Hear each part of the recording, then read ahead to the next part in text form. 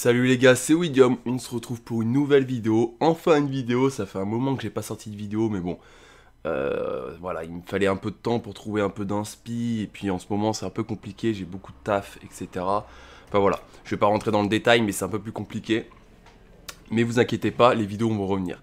Alors là, ce qu'on va faire, c'est qu'on va tout simplement, je vais vous présenter ma collection au bout d'un an et demi de collection, je vais essayer de vous présenter à peu près les plus belles cartes, faire un peu le tour des classeurs, etc. Parce que je pense que ça peut être une vidéo assez intéressante. Donc voilà, on va faire ça. Donc on va feuilleter les classeurs. Dès que je vois une carte assez intéressante, je vous la montre. Comme ça, il n'y a pas de prise de tête. Ce qui est cool là, c'est que vous voyez, j'ai quand même des petites bêtes cristallines. Je suis plutôt content de les avoir. Donc ici. Après, j'ai du Furet Softer ici. Là, on verra pas trop. Je vais mettre comme ça, et puis tant pis, je vous dirai quelles cartes sont ici. Donc du Furet Softer. Bon, après, c'est des cartes assez classiques, hein. Là, il n'y a pas trop de rareté de ouf. Du Lion Naturia. Du Pégase. Grenouille Démon. Ça, c'est des bonnes cartes quand même, hein. C'est des cartes quand même assez intéressantes, assez fortes. Pas mal de grenouilles ici. Encore en haut, des crapauds. Numéro 101 qui va être réédité en Ghost dans la prochaine display. Qui va sortir. Où on pourra aussi avoir la gouttelette de l'interdit. Donc c'est prochaine display, je sais plus comment elle s'appelle. C'est Dueliste légendaire, enfin c'est les monstres hauts quoi en gros. Qu'est-ce qu'il y a d'intéressant? Après là c'est vraiment pas le classeur le plus intéressant. Il y a quelques cartes artisanes sorcières pardon ici. Des vieilles cartes anglaises un peu, hein. Enfin des vieilles cartes. Illusionniste d'effet, très très bonne carte. Prêt Avocator aussi mais c'est un peu vieux. Sur ces 20. Du barrière de glace, pas mal de barrières de glace au final. Du Altergeist ici, je n'avais pas vu. Ok. Du artisan sorcière encore.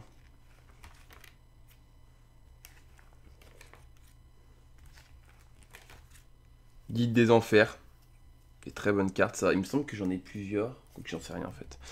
Mais voilà, deux guides des enfers, policière patrouilleuse des enfers.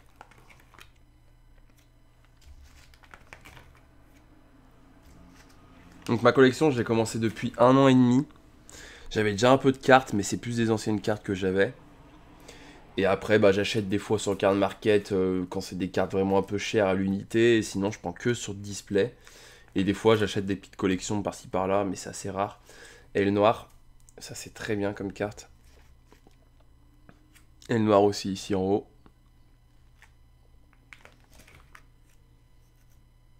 Du Lyrilus qui est sorti quand même il n'y a pas si longtemps que ça, hein, je crois. Ok.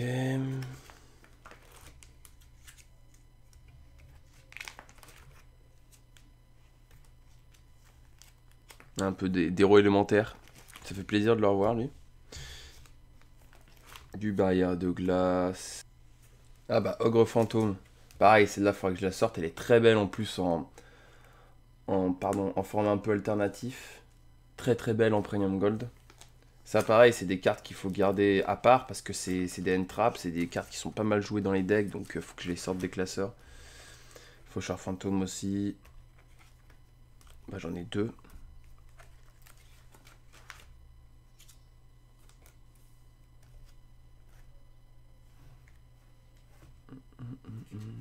Ok. Bon, pour ce classeur-là, on a fini. Du Kuribo. Donc là, c'est vraiment tout ce que j'avais eu dans Brotherhood of Legend. Tous les Kuribo. Donc on sait jamais si un jour j'ai envie de faire un petit deck fun. Je ferai un petit deck fun Kuribo. C'est pas un très gros problème non plus. Donc là, je passe un peu. Âme des magiciens. Enfin, pareil, il faudrait que je la sorte. Parce qu'elle est quand même pas mal jouée aussi dans certains decks. Pardon. Du magicien sombre dans ce style-là, je le trouve magnifique. On a du Altergeist. Du rose. Si je viens de me faire un petit SS, il y a quoi faire. Parce que vous voyez, j'en ai pas mal, hein, des roses ou quoi. J'en ai vraiment beaucoup. J'avais ouvert pas mal de Premium Gold, enfin de Or Maximum, pardon. Putain, ça se pend, c'est un peu chiant ces classeurs-là, ça se barre tout. Ah, ah, du chat sauveteur, donc là j'ai carrément le playset. Avec les formes alternatifs là. Très joli, je trouve. Du Bigfoot. Voilà, là il y a quand même pas mal de bonnes raretés là. Pas mal de Premium Gold. Du Rocket si jamais un Dragon Link apparaît dans mes decks. Ah, le pilote, pardon, structure psy si jamais. Avec le psy gamma ici, la petite Lulu dans monde virtuel. Pas mal le petit classeur où il y a un peu de Premium Gold, mais c'est un classeur un peu récent. Je pense que vous connaissez à peu près toutes les cartes qui étaient là présentes, etc. Enfin, il n'y avait pas des raretés de ouf. C'est juste qu'il y a certaines cartes qu'il faut que je sorte, par exemple IP Mascarena et des trucs comme ça. Les Staples, les Entrap et tout, il faut que je les sorte des classeurs, que je me fasse un classeur Staples Entrap. Du Violent Enrage quand même assez ancien. Du vieux Monster Reborn. Le playset de Cinet Minage, ça c'est cool. C'est joué dans pas mal de decks. Du Doppelganger. Quand même une carte quand même assez rare, hein, au final. Seigneur de la Suppression qui est un peu ancienne aussi.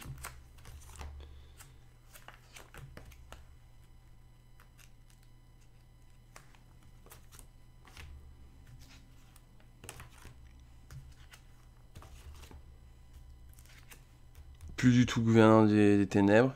En secret. Je crois que je l'ai en 2 fois. Ouais. Du Terraformation, toujours cool comme carte. Bah le playset de Plumeau, mais c'était dans les decks de structure dieu égyptien. Le pot de cupidité qui fait toujours plaisir à voir. Enfin, en tout cas, on peut pas le jouer. Une Terraformation. Ça c'est très très joli. Parce que du coup, j'ai le playset Talent Trip Tactique, vous verrez après. Enfin, Tacite. Parce que j'ai l'impression que c'est, à mon avis, c'est une erreur. Hein. Mais du coup, je suis très content de l'avoir en playset. Si jamais je le jouais un jour, je le mettrais peut-être dans les side decks ou j'en sais rien. Mais c'est toujours cool de l'avoir en playset cette carte. Toujours intéressant, le dispositif d'évacuation. La combine de pièges, intéressant aussi. Toujours intéressant de l'avoir cette carte. Bon, bah, je vais pas tout vous montrer toutes les magies pièges parce qu'en fait, il y en a plein. J'ai encore un autre classeur. Mais voilà, en gros, on a fait le tour des cartes un petit peu cool, mais pas hyper cher non plus. Il faut encore que je trie un peu mieux. Mais là, ce qu'on va faire, c'est qu'on va commencer à monter d'un étage. Parce que je vais vous montrer les cartes que j'ai commencé à mettre dans des decks, donc qui coûtent forcément un peu plus cher. Là, déjà, par exemple, on a de la Banté Fantôme et Manoir Hanté. Là, on a la petite beauté Fantôme et Manoir Hanté. Et ensuite, je vais vous ouvrir deck par deck. On va voir un peu les cartes qu'il y a à l'intérieur. C'est des cartes quand même un peu plus intéressantes que tout à l'heure. Donc là, on a le petit deck Jinzo que je vous avais présenté. Donc avec, voilà, quand même des cartes, par exemple celle-là, Sacrifice Inutile, quand même assez intéressant. Du Jinzo superposé. Une carte promo qui avait été à l'époque. Puis après, ça c'est vraiment pas le deck non plus le plus fou avec des cartes folles. Parce que c'est un deck qui n'est pas très méta. Donc forcément, c'est pas des cartes exceptionnelles. Ensuite, dans le petit deck Naturia que j'avais commencé à faire, mais qu'au final je pense que je finirai pas, parce que c'est pas non plus un deck méta, et c'était juste pour le kiff. Petit assaut, du petit jugement solennel, du pot d'avarice, du plumeau d'Amarpi, du répression, qui est quand même une carte assez forte. Et ensuite des bonnes petites cartes du cerise Naturia dans la rareté Aiden Arsenal. Qu'est-ce qu'on a d'autre dans l'extra deck? On a du Apollousa quand même, c'est assez bien comme carte. Qui est joué dans pas mal de decks. Du Ossa, du Cyber, enfin du Cerber, pardon. Enfin voilà, le deck est pas du tout fini, je sais pas si je le finirai. Faut que je voie ce qu'il donne. Je pense pas que ça soit un deck vraiment très méta, mais je voulais juste m'amuser, donc on verra bien. Ensuite, du Headlish Trap. Donc là-dedans, on a envie d'avoir quand même des cartes un petit peu intéressantes. J'ai pareil pas fini le deck, parce qu'il y a des cartes que je n'avais pas.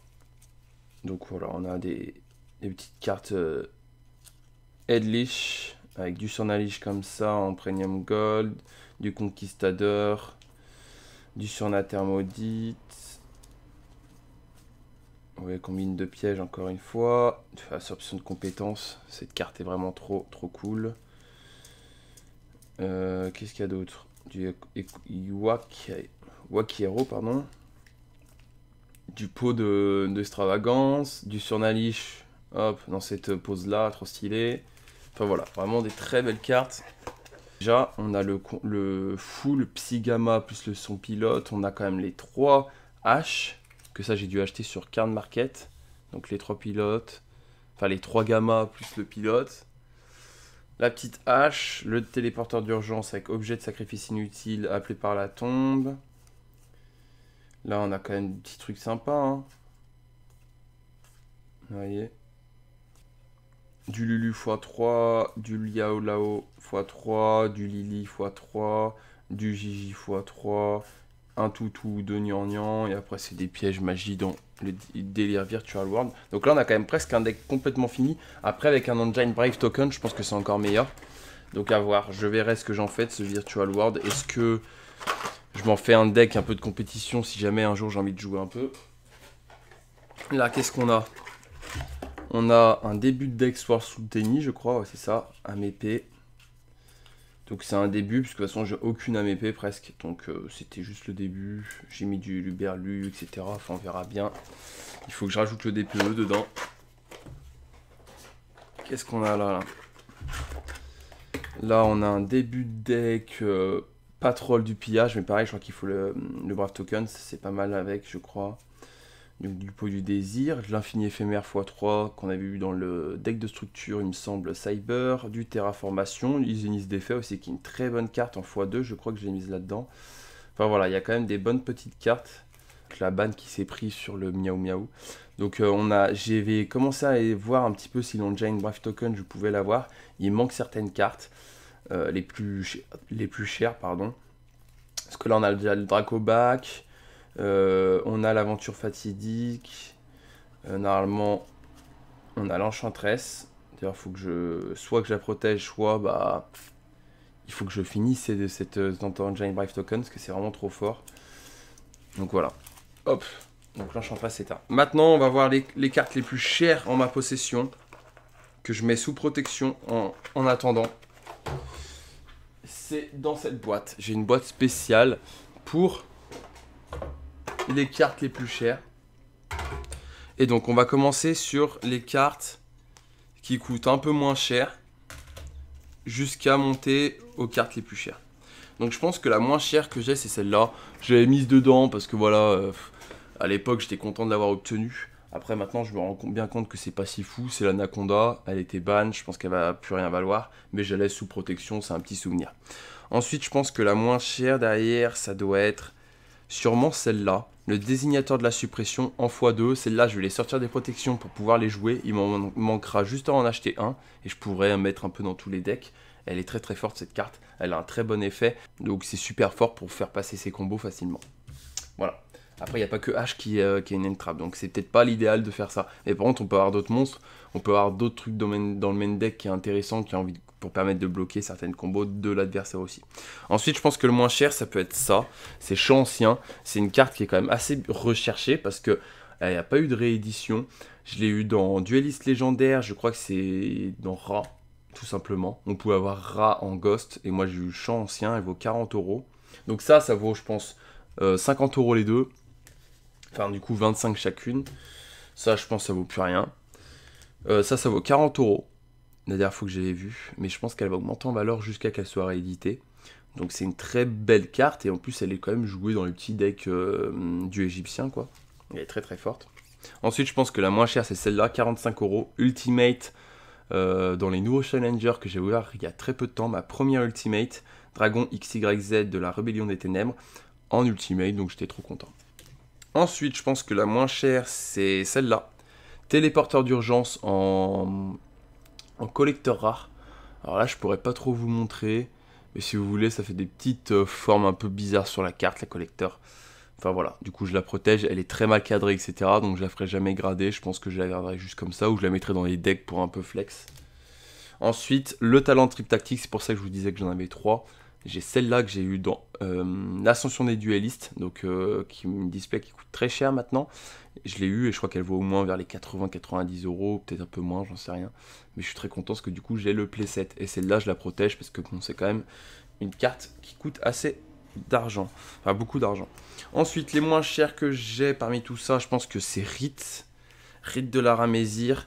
Donc je pense qu'elle vaut au moins vers les 70 euros. Hein. C'est quand même une carte qui coûte énormément, qu'on pouvait avoir dans les grands créateurs, mais vraiment les ratios sont hyper compliqués. J'en ai ouvert beaucoup et pourtant je ne l'ai pas eu forcément beaucoup de fois. Ensuite, et oui, elle n'est pas en collector, elle est en simple, enfin un truc simple. Ensuite, je pense que les moins chers, c'est ça. C'est mes deux gosses que j'ai eu avec Drextrek, donc le dragon et les Doramosphères. Je sais pas comment je pourrais vous montrer. Voilà, on peut voir un peu la couleur d'origine, comment c'est un peu doré. Et là, en fait, c'est trop stylé, je trouve, en Ghost. Après, j'aurais préféré avoir d'autres Ghosts, parce que celle-là, elle coûte que 70 euros chacune. Et je pense que ça a même baissé les prix. Donc je pense que là, j'en ai pour 100 à 120 euros de cartes dans les mains, là. De Ghost. Je vais les protéger, et puis peut-être que je les ferai coter, enfin, je verrai. Ensuite, la carte la moins chère parmi les trois, là, c'est le top 3. Dans ma main, là, j'ai pratiquement 800 à 900 euros dans les mains. Ça va forcément augmenter. Là, dans plus tard, j'ai largement peut-être 2000 euros dans les mains. Première carte, que celle-là, je pense que je vais sortir et je vais devoir jouer dans certains decks. Ça me fait un peu chier. C'est cette carte. Elle vaut plus de 100 euros. Après, elle va être éditée, je pense, dans certaines box teen et tout. Donc, c'est pas très grave. Je pourrais la jouer, etc. Parce que le prix va baisser. Mais elle coûte 100 euros. Hein. Pratiquement 100 euros. Je crois que la dernière fois que j'avais regardé. Qu'on pouvait avoir dans Burst of Destiny, et je l'ai chopé, donc je suis trop content. Donc c'est ce qu'on appelle la carte qui s'appelle DPE, donc qui est une carte très forte avec un effet très cheaté. Donc 100 euros. Ensuite, la deuxième plus chère de ma collection que j'ai eue, c'est la Magicienne des Ténèbres que je n'ai pas eu en vidéo, donc je suis complètement dégoûté. Mais par contre, qu'est-ce qu'elle est belle, hein. Qu'est-ce qu'elle est belle la carte. Je vais essayer de vous montrer un petit peu en tournant, en chopant un peu une lumière qui me permettrait... Voilà. Là, on voit bien, on la voit, elle est magnifique. Elle est super belle, cadrage magnifique. Franchement, j'avais regardé derrière, magnifique. Je pense que celle-là, je vais la faire grader chez CC Grading, ou je sais plus comment ça s'appelle. Et j'espère avoir une bonne note. Donc peut-être que j'enverrai des cartes et puis on fera une vidéo pour voir quelle carte on envoie. Dites-moi dans les commentaires qu'est-ce que je devrais envoyer. Mais celle-là, si je zoome un peu, vraiment, je vous jure que le cadrage est super bien. Là, les petites saletés qu'on voit, c'est juste sur la protection. Donc au final, elle est même pas sale, etc. à l'intérieur. Elle est super bien cadrée, je trouve. Pas d'erreur, pas de points, pas de si. Enfin, j'ai bien regardé. Je trouve que là, c'est assez cohérent dans le cadrage, etc. Donc à voir. Peut-être qu'on pourrait avoir une bonne note là-dessus. En tout cas, celle-là, je pense que je vais la faire coter. La dernière carte que j'ai eue, et que je trouve c'est la plus folle et la plus extraordinaire, et je suis trop content de l'avoir, c'est le dragon poussière d'étoile en Starlight. Voilà.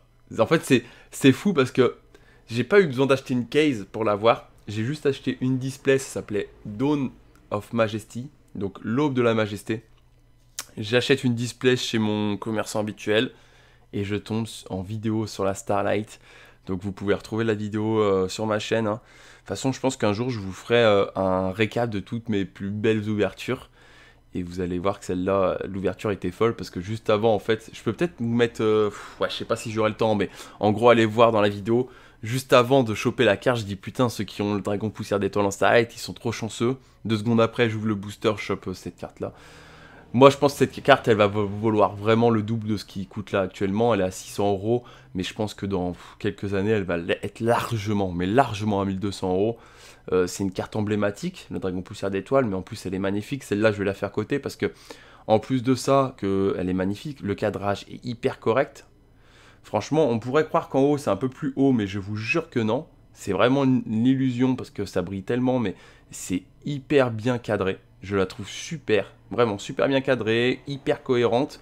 Au niveau des points, etc., elle a rien. Là, c'est juste de la saleté. C'est bien ça qu'il faut se rendre compte. Elle a quelques points blancs à des endroits, je pense. Là, par exemple, vous voyez, ça dépasse un petit peu ici. Mais je pense que, franchement, sincèrement, elle peut très largement avoir un 8,5-9 facilement, voire plus. Donc je pense que celle-là, je vais la faire coter, et comme ça me montrera encore plus sa valeur. Mais voilà, merci en tout cas d'avoir regardé la vidéo. Je vous laisse mettre le petit like si vous avez apprécié. Le petit like, le petit commentaire pour me dire vous comment votre collection a évolué, si vous en avez une. Si vous n'en avez pas, bah, vous pouvez démarrer, vous voyez, hein, moi ça fait que 1 an que je démarre et pourtant j'étais dinguerie. Après oui, il faut parler budget, il faut aussi se retenir, des fois ne pas acheter certains produits, pour des fois en acheter plus sur d'autres produits qui sont beaucoup plus intéressants. Enfin voilà, je vous expliquerai tout ça dans une prochaine vidéo, où on parlera justement budget, quel produit un peu target, donc ça veut dire ciblé, et voilà. Mais en tout cas, merci d'avoir regardé cette vidéo, on se retrouve très vite pour des prochaines vidéos hyper cool, donc voilà, abonnez-vous, et puis sur ce les gars, peace.